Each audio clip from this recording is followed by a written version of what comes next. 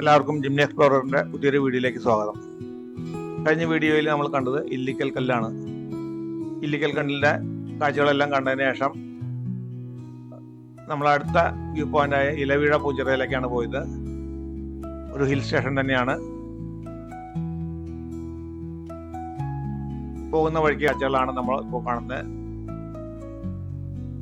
ഇല്ലിക്കൽ കല്ലിൽ നിന്ന് ഇലവീഴ പൂഞ്ചിറയിലേക്ക് പോകുമ്പോൾ തന്നെ സൈഡിലെല്ലാം നമുക്ക് നല്ല ദൃശ്യം തരുന്ന കാഴ്ചകളുണ്ട്. അതെല്ലാം കണ്ടാണ് ഞങ്ങൾ പോയത്.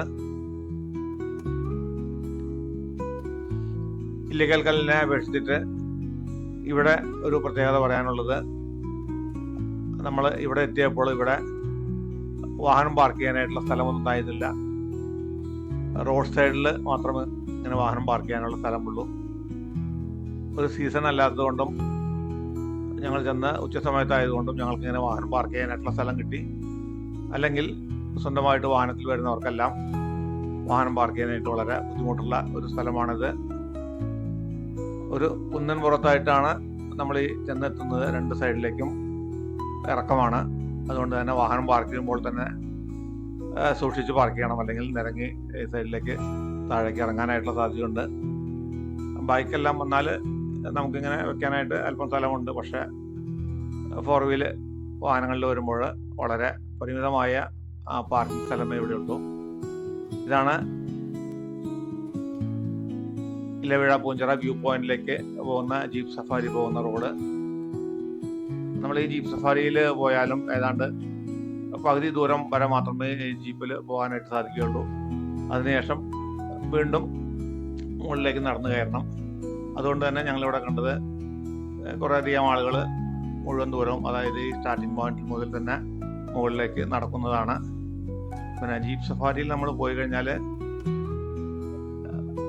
ഇതിനു മുമ്പുള്ള 2 വ്യൂ പോയിന്റ്, അതായത് മുനിയറ അതുപോലെ ഇലവീഴ പൂഞ്ചിറ എന്ന സ്ഥലം, ഒരു ചെറിയ ചിറയാണത്. ചുറ്റും കുന്നുകൾക്ക് നടുവിലുള്ള ചെറിയ ചിറ. നമുക്ക് നടന്നു പോകാവുന്ന ദൂരമേ ഉള്ളൂ റോഡിൽ നിന്ന്. ആ ചിറയിൽ ഇല വീണ് കഴിഞ്ഞാൽ അതിൻ്റെ വെള്ളത്തിൻ്റെ റോളം കൊണ്ട് അത് കരയിൽ തന്നെ അടിയും. ചിറയുടെ ഉള്ളിൽ ഇലകളൊന്നും വീണ് കിടക്കുന്നതായിട്ട് കാണില്ല. അതുകൊണ്ടാണ് ഇതിനെ ഇലവീഴ പൂഞ്ചിറ എന്ന് പേര് വന്നത്. ആ കാണുന്ന കുന്നിൻ്റെ മുകളിലേക്കാണ് നടന്നു കയറേണ്ടത്. ട്രക്കിങ്ങിൻ്റെ പാർട്ടൊന്നും ഞാൻ ഈ വീഡിയോയിൽ കാണിക്കുന്നില്ല.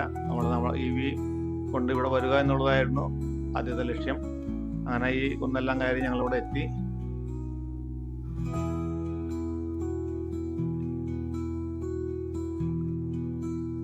നേരത്തെ പറഞ്ഞ പോലെ നല്ല ഉച്ച സമയമായതുകൊണ്ട് തന്നെ നല്ല വെയിലായിരുന്നു.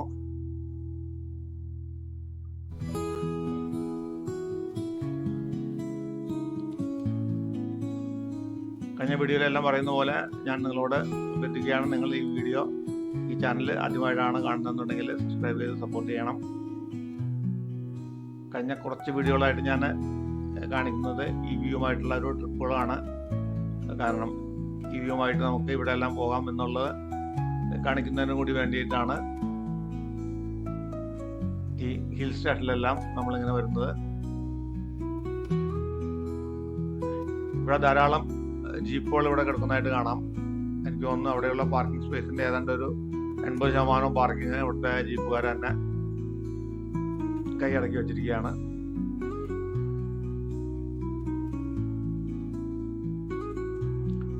വളരെ തണുത്ത ഒരു അന്തരീക്ഷമാണ് ഇവിടെ.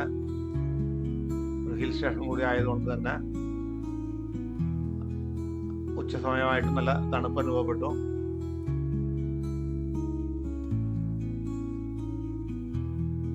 ഞങ്ങളങ്ങനെ ഈ കുന്നുപുറത്തെ കാഴ്ചകളെല്ലാം കണ്ടിട്ട് തിരിച്ചു നടക്കുകയാണ്.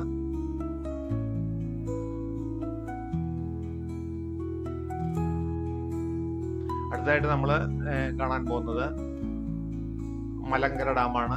തൊടുപുഴയിലുള്ള മലങ്കര ഡാം.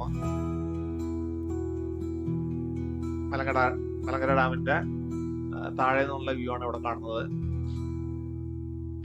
ഷട്ടറിൽ നിന്ന് വെള്ളം ഒഴുകി വരുന്ന വ്യൂ ആണ് നമ്മളിപ്പോൾ കാണുന്നത്. മഴക്കാലമെല്ലാം അവസാനിച്ചുകൊണ്ട് തന്നെ ഡാമിനകത്ത് വെള്ളം കുറവായിരുന്നു. അതുകൊണ്ട് തന്നെ ഡാമൊന്നും തുറന്നിട്ടില്ല.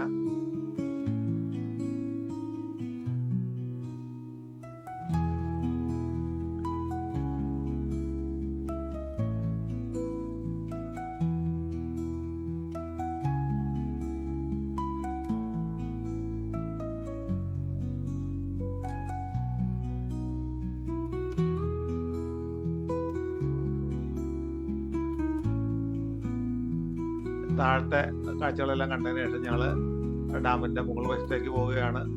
അവിടെയാണ് ചിൽഡ്രൻസ് പാർക്കും അതുപോലെ എൻട്രൻസ് ഗേറ്റും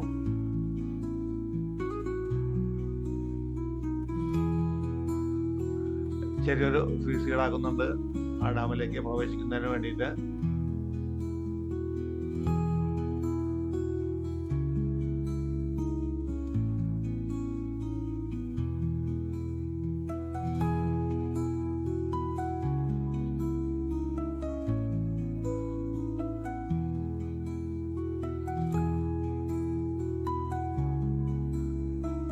ഞങ്ങളിവിടെ വന്നപ്പോൾ നല്ല തിരക്കായിരുന്നു.